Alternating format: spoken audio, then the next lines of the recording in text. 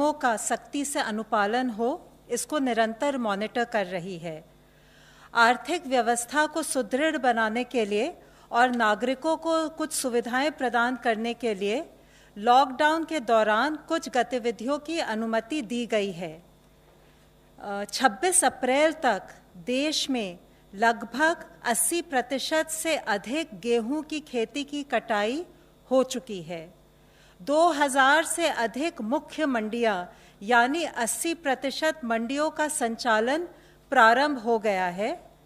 दाल और तिलहन की खरीद जारी है। किसान रथ ऐप ने कृषक और व्यापारियों के बीच लॉकडाउन के दौरान खरीद एवं बिक्री को सरल कर दिया है। 80,000 से अधिक कृषक और 70,000 से अधिक व्यापारी किसान रथ ऐप पर पंजीकृत हैं। मनरेगा के तहत भी कार्यों ने गति पाई है। वाटर कंजर्वेशन और इरिगेशन जैसे लार्ज कम्युनिटी असेट्स पर भी मनरेगा के तहत काम शुरू हो गया है और 2 करोड़ से ज़्यादा श्रमिकों को रोजगार प्राप्त हुआ है। सर्वे के अनुसार लगभग 60% फूड प्रोसेसिंग यूनिट्स ऑपरेशनल हो गई हैं।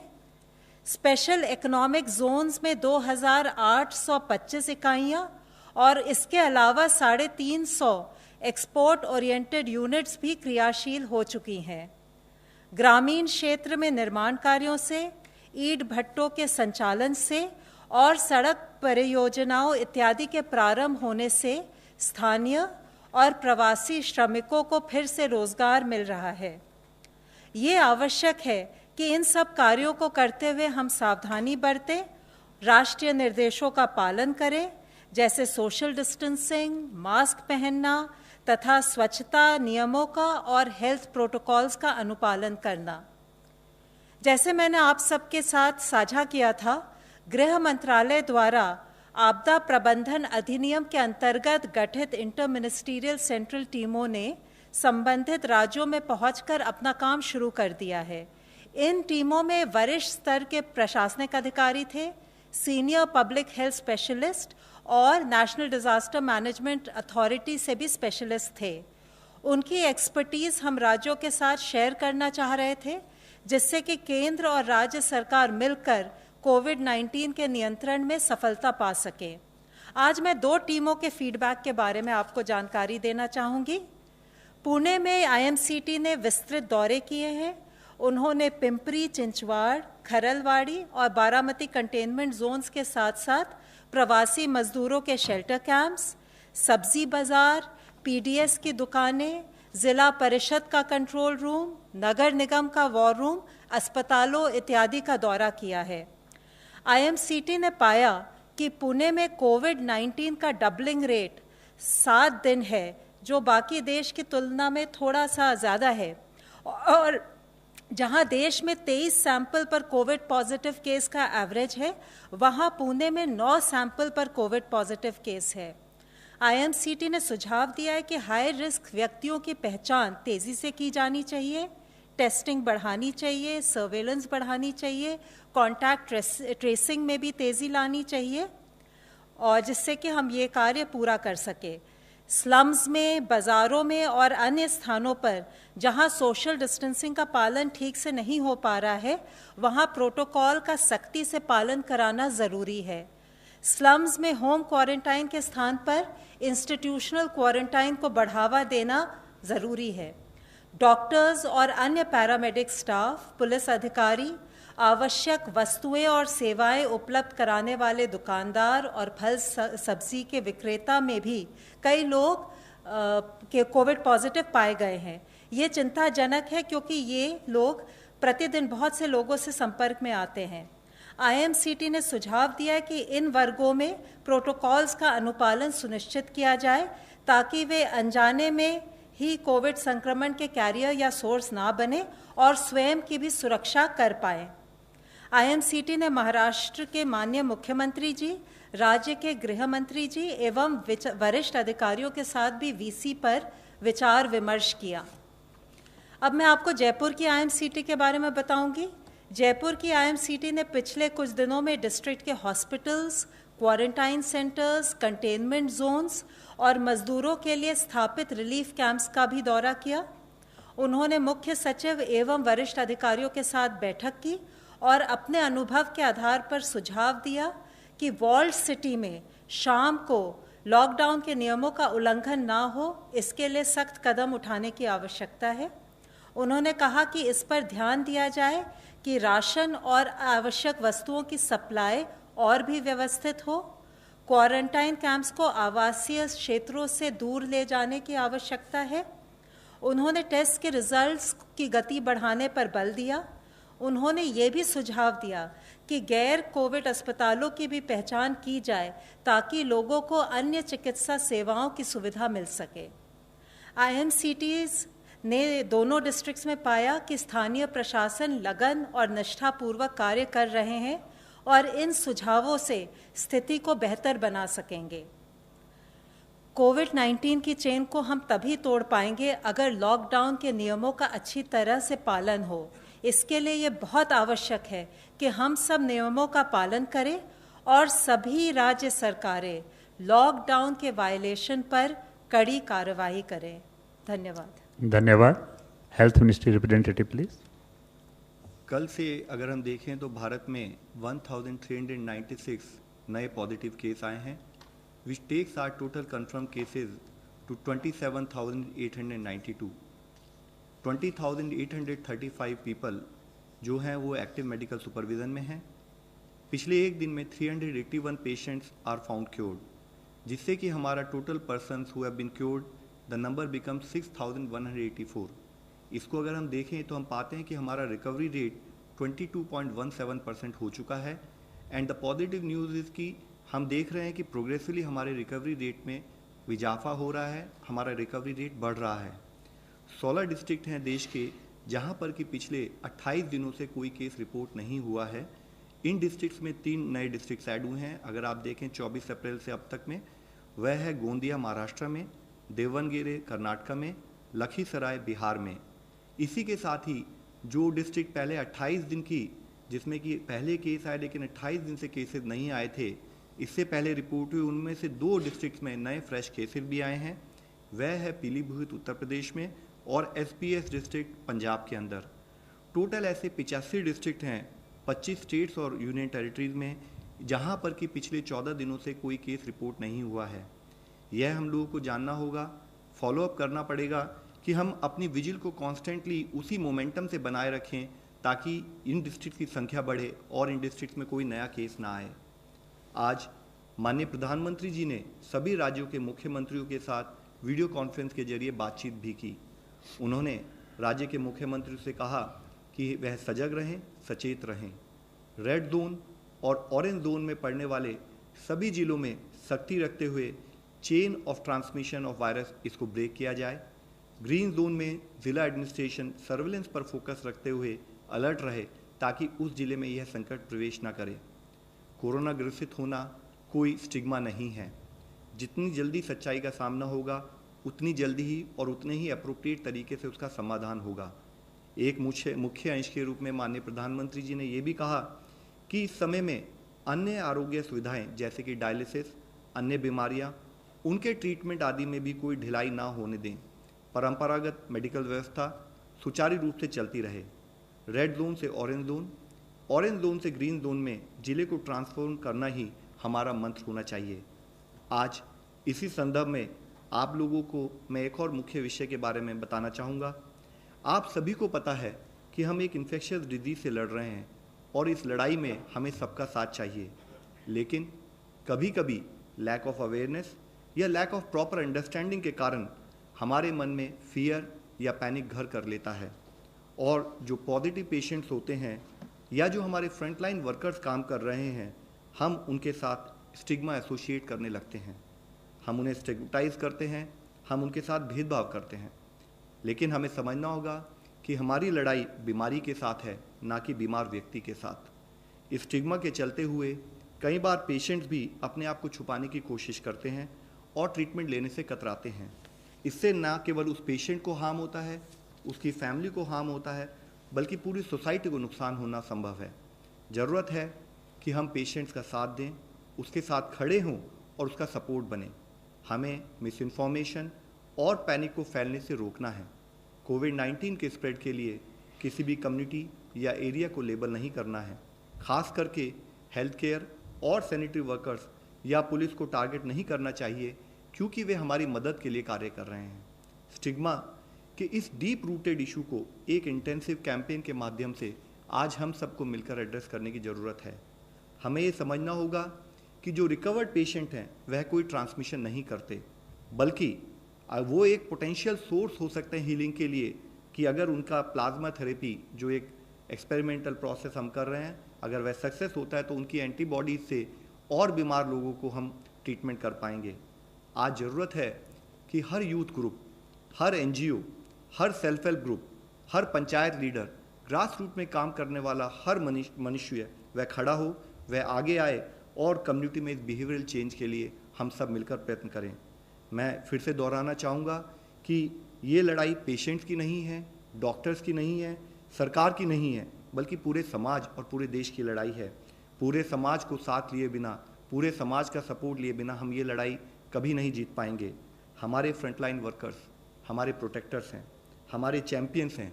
हमें उनके साथ भेदभाव नहीं करना है, तो क्योंकि नहीं तो फिर हमारी रक्षा कौन करेगा। इस निस्वार्थ रूप से जब वह हमारी सेवा करने के लिए अपनी जान को जोखिम में डालकर काम कर रहे हैं, तब ज़रूरत है कि हम उनके सपोर्ट के लिए खड़े हों।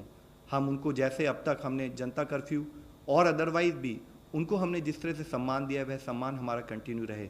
और इसी संदर्भ में मैं आप लोगों को दिखाना चाहूँगा कि कैसे हमारे जवान, चाहे वह पुलिस हो या अर्धसैनिक बल के जवान हो, कैसे वे अपनी जान को जोखिम में डालकर हमारी सुरक्षा कर रहे हैं। हम सभी को चाहिए कि हम उनका आभार व्यक्त करें, उन्हें उचित सम्मान दें।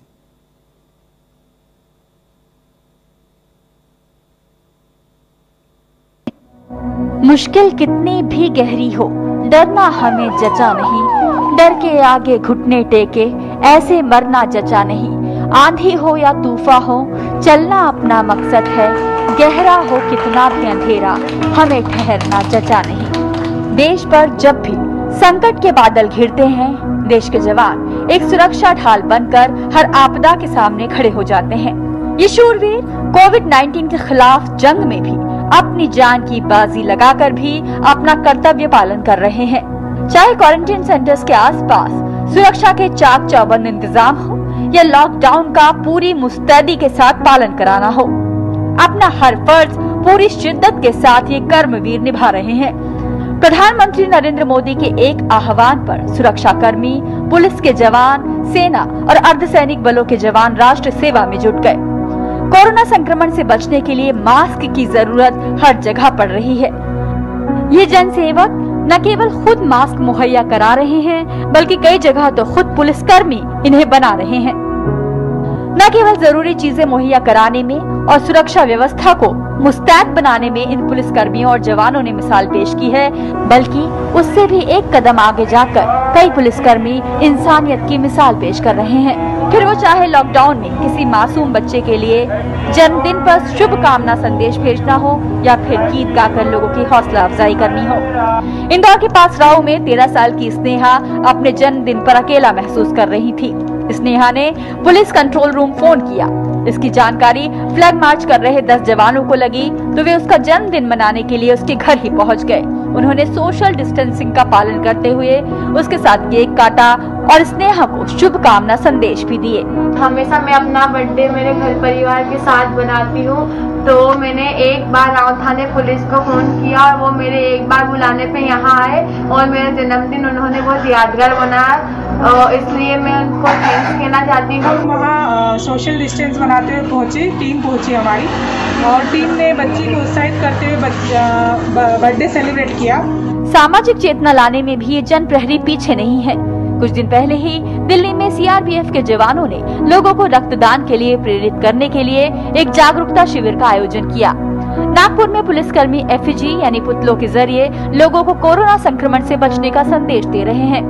वहीं महाराष्ट्र के एक पुलिसकर्मी ने कर्तव्य निष्ठा की नजीर पेश की है। महाराष्ट्र के जालना जिले से करीब 50 किलोमीटर दूर हेलस गांव में एक पुलिस निरीक्षक ने चालक के नहीं आने पर खुद ही ग्राम पंचायत का ट्रैक्टर चलाकर गांव में दवा का छिड़काव किया और गांव सैनिटाइज कर कोविड-19 को खत्म करने में अनोखी प्रतिबद्धता दिखाई। चंडीगढ़ में सीआरपीएफ के जवान जरूरतमंद परिवारों को खुद खाना बनाकर खाद्य सामग्री उपलब्ध करा रहे हैं। कोरोना संकट के समय पुलिस कर्मियों ने मानवता की मिसाल पेश की है, फिर वो चाहे गर्भवती स्त्रियों को ठीक वक्त पर अस्पताल पहुंचाना हो, दूर दराज के इलाकों में जरूरतमंद औरतों को सैनिटरी नैपकिन उपलब्ध कराना हो। यही नहीं, कई पुलिस कर्मियों ने लोगों को जागरूक करने के लिए बड़े ही रचनात्मक तरीके अपनाए। कोई यमराज बनकर सामने आया तो कहीं कोरोना से बचने के लिए पुलिस कर्मियों ने बड़े ही खास अंदाज के हेलमेट पहने। वहीं भारतीय नौसेना ने भी मुंबई में ईरान से आए संक्रमितों को सफलतापूर्वक क्वारंटाइन कराने में मदद की।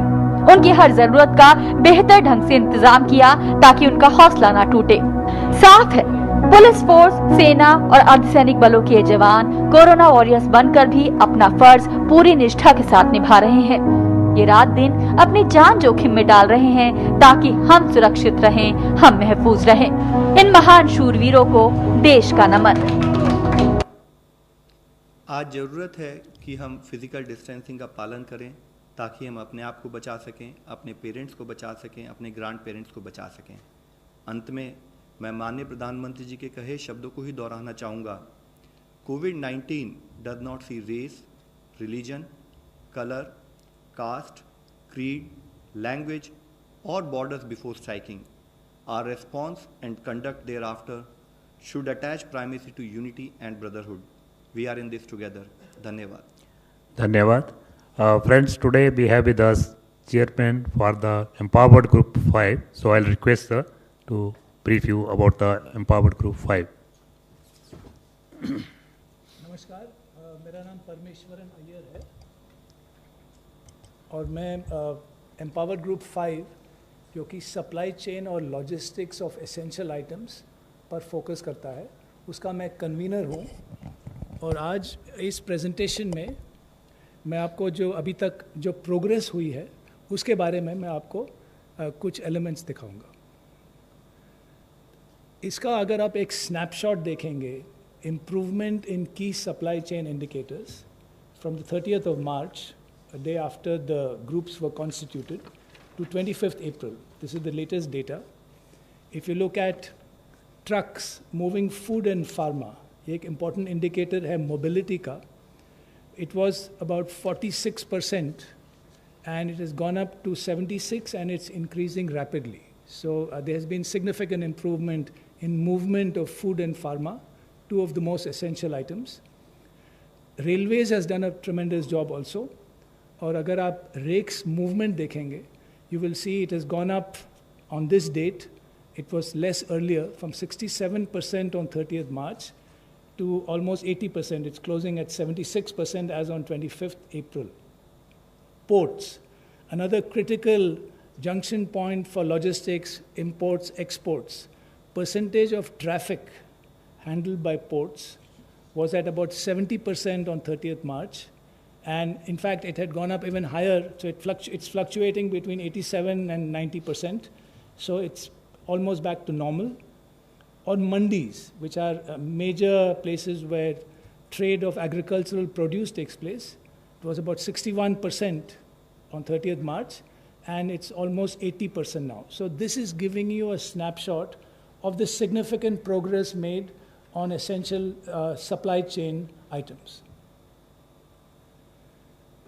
This is just a quick snapshot of what does the Empowered Group focus on. हमारा जो ग्रुप है, एक तो जो पॉलिसी और इम्प्लीमेंटेशन बॉटलनेक्स हैं उनको ईज़ करना, ट्रबल शूट करना, और जितने भी लाइन डिपार्टमेंट्स हैं, चाहे वो रेलवेज हो, ports, traffic, mandis, food processing, we work very closely with them and the Ministry of Home Affairs.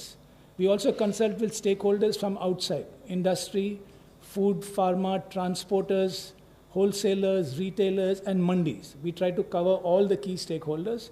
उनसे हम कंसल्ट करते हैं, उनके ओपिनियंस लेते हैं, and then we factor that into recommendations which we make. Specific bottlenecks को trouble shoot करना. This is also very important. जैसे नासिक में the onion mandi had a problem when one person was tested positive.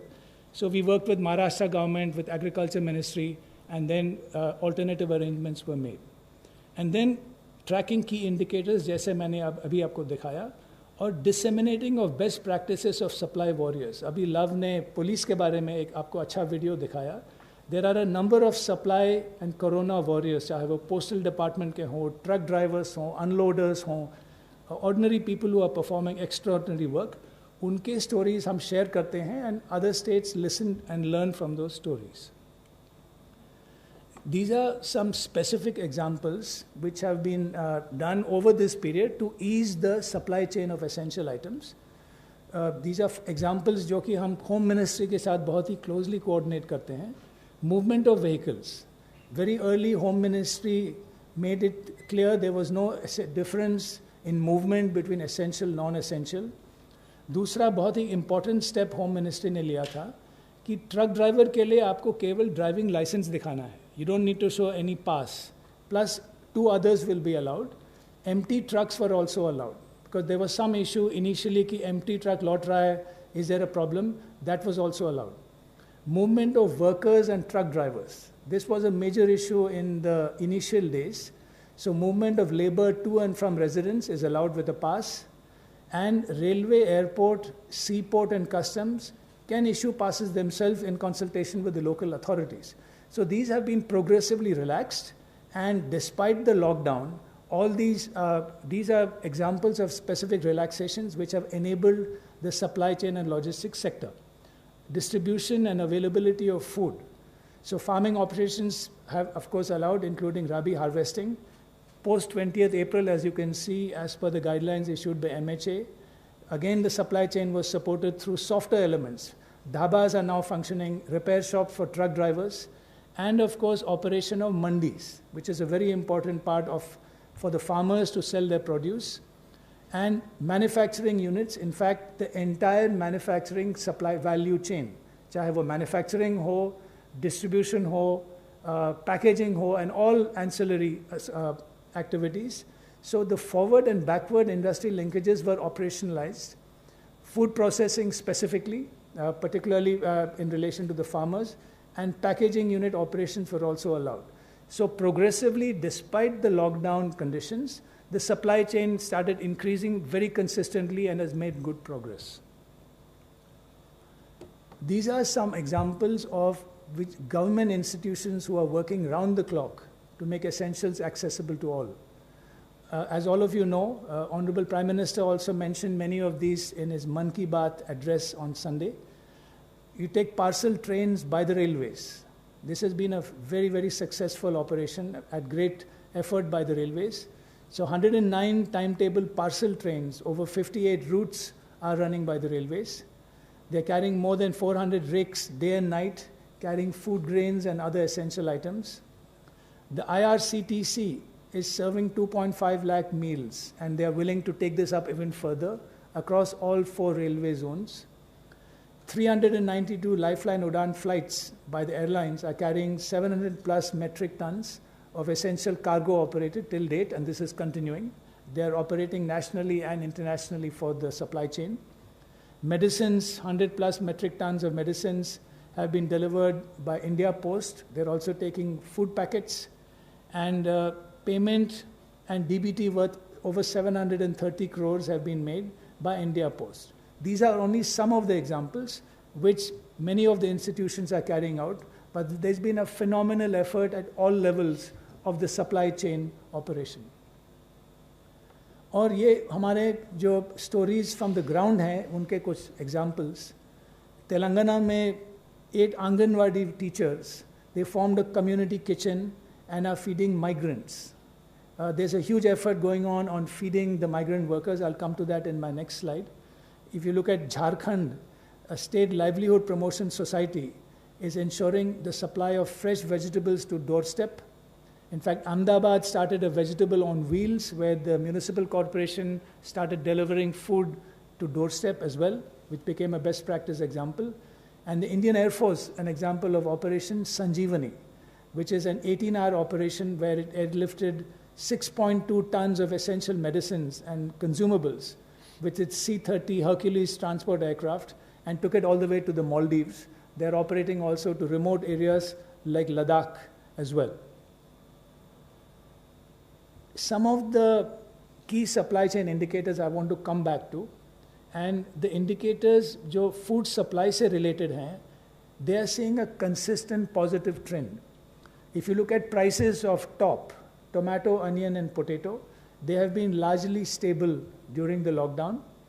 If you look at Pradhan Mantri Garib Kalyan Yojana and the National Food Security Act, under which 5 kilograms of wheat and rice and 1 kilo pulses have been distributed on a large scale.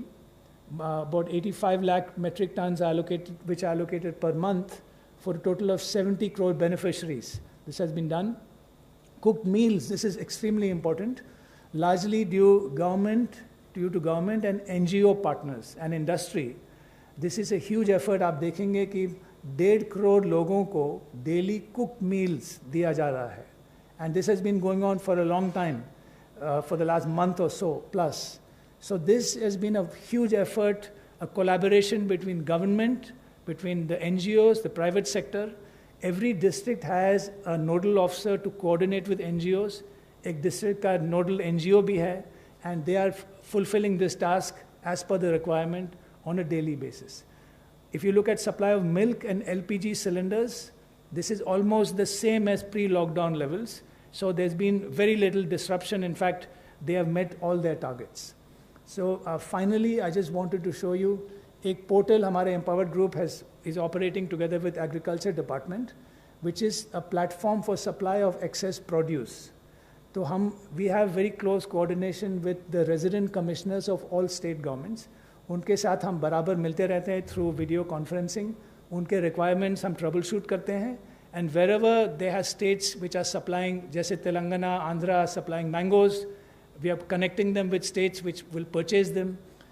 There were mandis as well, which were, which were troubleshoot. For example, the Nashik mandi, Azadpur mandi is now running on a 24/7 basis. So in addition to that, we are also connecting supplying states with buying states. So these are just some examples of the work we are doing with state governments and other departments and private people. And the supply chain and logistics chain has been well maintained. I think significant progress has been made by all the stakeholders. I just wanted to share these details with you. Thank you. Dhanyavad, sir. First question, Mohit Sharma. Times now. Seems to have come up. It very categorically focuses on how there have been some apprehensions. Mohit, just I'll add here. Sir. Before starting, a detailed press release has been just issued by ICMR today. So all those questions are already answered. Latest position is there. So if there is anything for Mr. Agarwal or from the MHA, sir, address that question there. Sure. Yeah, ICMR, you can divert the question. Yeah. Absolutely, sir. Okay. Apart from the release that has already been issued, which specifically talks about how and the purchase did take place, sir, were the MHA and the Health Ministry not taken into consideration? They were not asked about the purchase, because it certainly seems that 225 rupee kit was marked up to around 600 rupees and then possibly purchased. However, the ICMR goes on to say that it did not procure any of it. The money has not changed hands, but yet how did this happen? Sir, let me just explain to you. First, let's start with the fact that rapid diagnostic kits have a very limited role to play. We have been highlighting to you, explaining to everyone that they have primarily role in terms of either epidemiological investigation or in terms of surveillance. Subsequent to that, based on duly following a process, जैसे कि मेरे senior colleague ने बताया है कि हम लोगों ने पूरा प्रोसेस फॉलो करते हुए टेंडर बुला के रैपिड डायग्नोस्टिक किट्स का जो टेंडर फाइनलाइज किया गया आईसीएमआर के द्वारा, जिसके बारे में उन्होंने डिटेल्ड प्रेस रिलीज इशू की है, वह काफ़ी सेल्फ एक्सप्लेनेटरी। अगर मैं शॉर्ट में आपको बताना चाहूँ तो उन्होंने टेंडर बुलाया। टेंडर बुलाते टाइम पर जो ऑर्गेनाइजेशंस ने सेंसिटिविटी और स्पेसिफिसिटी उसके जितने भी इंटरनेशनल सर्टिफिकेशंस हैं उनको सबमिट किया, जिसके बेसिस पर L1 को टेंडर दिया जाता है।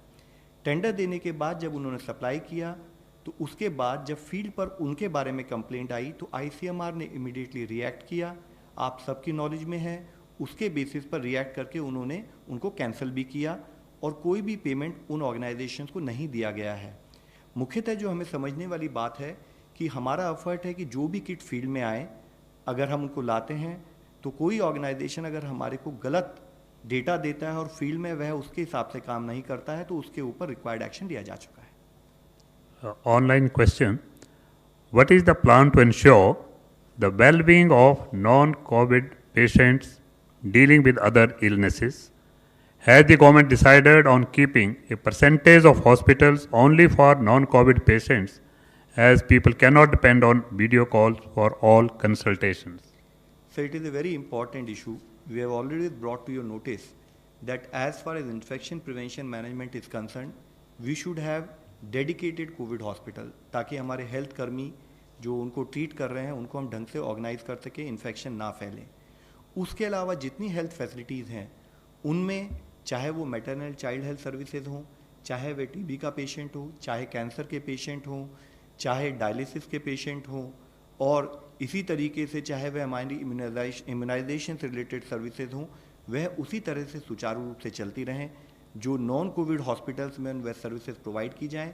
एडिशनैलिटी के रूप में टेलीमेडिसिन सर्विसेज, क्योंकि हम लॉकडाउन की स्थिति में भी हैं, कुछ हमारे मूवमेंट रेस्ट्रिक्शंस हैं, तो अगर कोई नॉर्मल सर्विसेज के लिए पेशेंट कोई डिटेल्स चाहता है तो वह टेलीमेडिसिन की सर्विस का भी उपयोग कर ले। तो हमारी तरफ से क्लियर गाइडलाइंस हैं, क्लियर इंस्ट्रक्शंस हैं। स्टेट्स के साथ हमने उनको बताया है कि हमारी except for Covid dedicated hospital, बाकी सारे हॉस्पिटल में हमारी सर्विसेज सुचारू रूप से जनता को प्रोवाइड की जाएं। नतिंदर सिंह, दूरदर्शन। सर, महाराष्ट्र में खासतौर पे मुंबई और बाकी दूसरा जो राज्य है गुजरात में इतने केसेस हैं, और क्या वजह है कितने केसेस हैं और वो कंट्रोल होने का नाम नहीं ले रहा है, जबकि 1 महीने लॉकडाउन के हो चुके हैं? सर देखिए, महाराष्ट्र में जैसे आप मुंबई का नाम लें या पुणे का लें, तो these are very densely populated areas, और इम्पॉर्टेंट है कि जैसे ही हमें कोई केस मिले तो हमारी अपनी कंटेनमेंट स्ट्रैटेजीज़ के हिसाब से, चाहे वह क्लस्टर हो या आउटब्रेक हो, उसके हिसाब से हम प्रॉपरली कंटेनमेंट जोन में सफिशिएंट मैन पावर लगाएं, सफिशिएंट हेल्थ स्टाफ को वहाँ भेजते हुए घर से घर में सर्वे करें, और जितने भी सिम्टोमेटिक या हाई रिस्क पर्सन हैं उनको आइडेंटिफाई करें। जितने भी हमारे एक्यूट रेस्पिरेटरी इलनेसेस हैं या उससे लिंक्ड इन्फ्लुएंजा लिंक्ड इलनेसेस, उनके केसेस को आइडेंटिफाई करें, उनको सर्विसेज प्रोवाइड करें। आप समझ सकते हैं कि जितने भी एरिया में जहाँ पॉपुलेशन डेंसिटी बहुत हाई है, वहाँ उसी लेवल का चैलेंज बढ़ जाता है। स्टेट गवर्नमेंट के साथ कोऑर्डिनेट करते हुए, बल्कि जैसे कि हम लोगों ने इससे पहले भी बातचीत की है कि हमारी 3 सेंट्रल टीम्स वहाँ गई, और उन टीम्स ने स्टेट गवर्नमेंट के हाईएस्ट लेवल पे डिस्कशन करते हुए कि क्या हमारे को प्रोसेसेस इन प्लेस करने हैं कि ताकि हम उन एरियाज़ को भी कंट्रोल कर सकें, और उसके कुछ रिजल्ट पॉजिटिव हमारे सामने आने भी शुरू हुए हैं। लेकिन ज़रूरत यह है कि ये इन्फेक्शियस डिजीज़ है, और इसमें आज की सक्सेस, अगर हम कल जागरूक नहीं रहते, कल हम अगर उसको उसी लेवल ऑफ अटेंशन से मॉनिटर नहीं कर सकते, तो हमारी आज की सक्सेस कल की नॉन सक्सेस में कन्वर्ट हो सकती है। तो ज़रूरत है कि हम उसी लेवल की एनर्जी, मोमेंटम और उसी लेवल के फोकस के साथ उन एरियाज में काम करते रहें। Kumar Kundan, TV9। Love sir, मेरा सवाल ये है कि जो रैपिड टेस्टिंग किट है उसके प्रयोग को राज्यों में बैन कर दिया गया है, जो कि अब सवाल ये उठता है कि जो RT-PCR टेस्टिंग किट है उसकी क्या उपलब्धता है, और जिस हिसाब से संक्रमित मरीजों की संख्या बढ़ रही है, क्या पर्याप्त मात्रा में ये टेस्ट किट है हमारे देश में?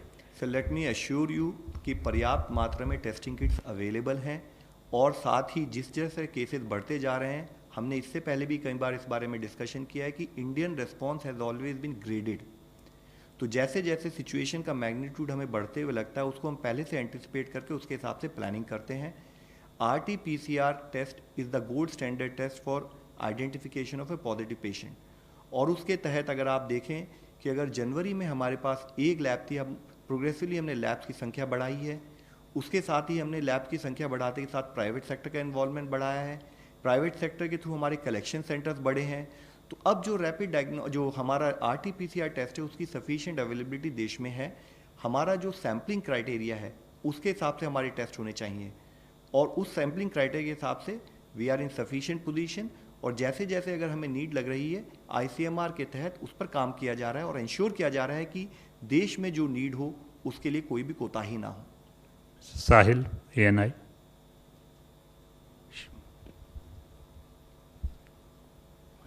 So my question is for Love sir. It's related to RT-PCR only. So what is the present status of RT-PCR? How much do we have in hand?